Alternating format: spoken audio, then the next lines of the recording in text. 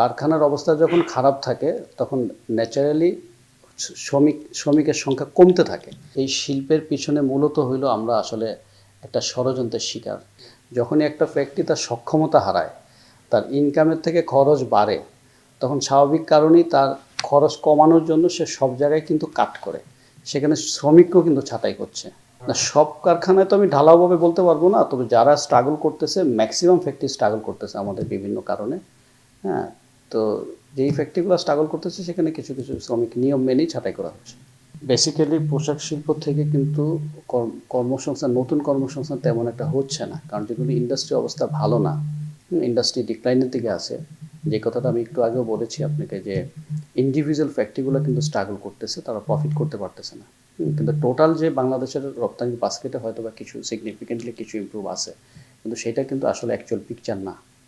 না, এটা হচ্ছে কি, আপনার ইপিজেটের ফ্যাক্টরিগুলোর কাছ থেকে যখন আমাদের স্থানীয় যে ফ্যাক্টরিগুলো আছে তারা যখন কোনো এই ফ্যাব্রিক্স, অ্যাক্সেসরিজ বা কোনো কাঁচামাল পারচেস করে, কিনে, তখন তাদের সাথে আমাদের ব্যাক টু ব্যাক এলসির মাধ্যমে এই বেচাকিনিটা হয়, এক্সপোর্ট ইম্পোর্টটা হয়।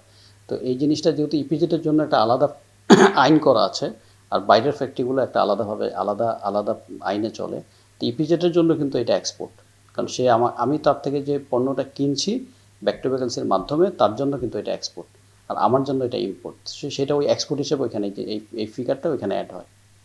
ক্যামেরায় ওয়াও, স্টাইল দেখাও, Xenon X21 পারলে ঠেকাও। এইটা এটা শিল্পের জন্য মোটেই পজিটিভ না, কারণ আমরা সবসময় আশা করি আমাদের এখানে কর্মসংস্থান বাড়ুক, যেহেতু আমাদের এটা শ্রমঘন একটা শিল্প আমাদের। সো আমাদের এই শিল্পের পিছনে মূলত হইল আমরা আসলে একটা ষড়যন্ত্রের শিকার। কারণ আমাদের যে প্রতিযোগী দেশ এবং প্রতিযোগী যারা আছেন, তারা নিজের টাকা, নিজের পয়সা খরচ করে বায়ারদের ডোর টু ডোর আমাদের বিরুদ্ধে প্রপাগান্ডা চালায়, যাতে আমাদের দেশে বায়াররা না আসে এবং আমাদের অর্থনীতি যাতে পঙ্গু হয়। তো এটা একটা দেশি বিদেশি ষড়যন্ত্রের অংশ, এবং এই ষড়যন্ত্রকে যদি আমরা রাজনৈতিকভাবে, ডিপ্লোম্যাটিকভাবে যদি আমরা প্রতিহত করতে পারি, তাহলে আমি আশা করি আমাদের এই শিল্প ঘুরে দাঁড়াবে এবং আমরা আবার আমাদের এই শ্রমঘন পরিবেশ, আরও অনেক শ্রমিক আমরা আবার নিয়োগ করতে পারবো, আমাদের ব্যবসা আবার আগের মতো ঘুরে দাঁড়াবে ইনশাআল্লাহ।